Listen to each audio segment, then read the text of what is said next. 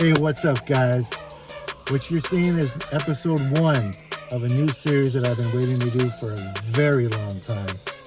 As you know, I'm in the Manchester, New Hampshire area, which is known as the chicken tender capital of the world. So we're on a mission to answer a very important question. Who has the best chicken tenders in Manchester? Over this series, I'm going to be hitting all the top spots, the local joints, the hidden spots, all the hidden gems, to find out which is the best chicken tender in Manchester. And at the end of this season, guys, we're going to crown the best chicken tenders in Manchester, New Hampshire. Every spot we hit is going to be judged on the same 5 criteria. That's going to be tenderness, crispiness, juiciness, seasoning, and value. Let's go.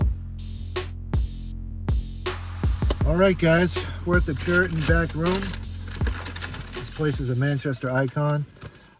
It's been around since 1973. They were the people that invented the chicken tender way back when. So pretty excited to try this.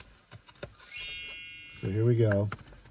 Don't mind these. This is, my camera decided not to save it. I have already tried some of these already, unfortunately, but we're going to try this again.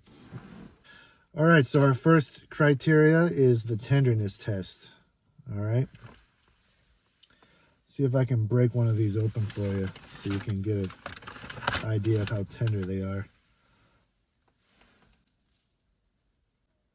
See, they kind of just fall apart.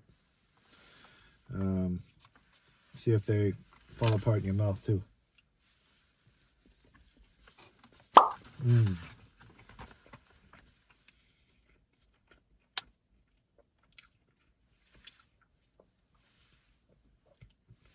Yes, they do. Very tender. Really just falls apart. There's not a lot of chew in it. So, yeah, for tenderness, I'm going to give them a 4. Very tender. Next up, we have the juiciness test, all right? Let me get a nice fat tender here. See if I can get any juice to come out of there. Not really. Again, guys, these are getting a little cold because they have been sitting in the bag. But I can tell you from eating them earlier, you do get a little bit of juice that comes out of the meat when you squeeze it. That's what she said.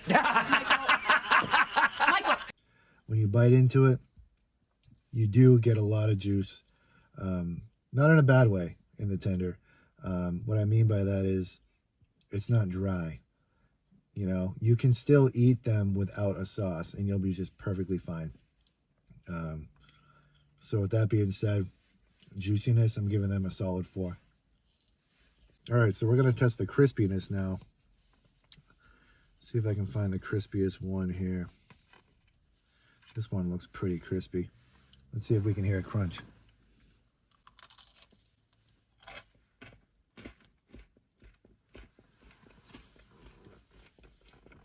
Decent crunch.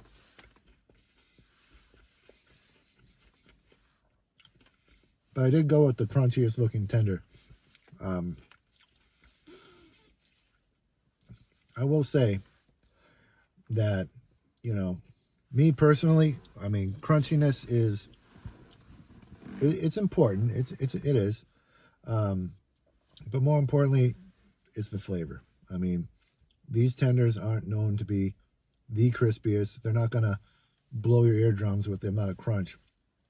They're just like a nice soft tender. And again, these have been sitting in the box for a little bit. So I'm giving it a little leeway there, if you will. But as far as crispiness, they get about a 3. They're not the crispiest tenders in the world. If you're looking for a crispy tender, Puritan Backroom is just not gonna be it for you. All right, next up we got seasoning. All right, see if I can get zoomed in on this. You guys can see that. So this isn't a very salty tender. Tender is a little bit, goes on more of the sweet side. You can see my fingers here. A little bit of grease, shine, but a lot of that is batter too. There's no salt on here. There's no other seasoning for that matter. The Puritan is known to marinate their tenders in pineapple juice. which is not a seasoning, but for the purposes of this video and for this series, I'm going to say that the seasoning, the pineapple juice, counts as a seasoning. You can actually taste the sweetness of the tender, of the pineapple juice in the tender, which is nice. So, yeah, I mean, the seasoning, it doesn't need a lot of seasoning. It's not like a dry rub. The flavor of the marinade in the batter speaks for itself. And it's good, really good. All right, so here's the sauces I got. This is their signature dipping sauce, the duck sauce. This is a 3 fluid ounce tub, if you will, of duck sauce. There's the color. You can see that. The sun's starting to set, but hopefully that comes in. I'm going to dip my tender in here and see if that elevates the flavor. There it is. It's not a gooey sauce. You can see a lot of drips. You kind of give it a chance to stop dripping before you take a bite.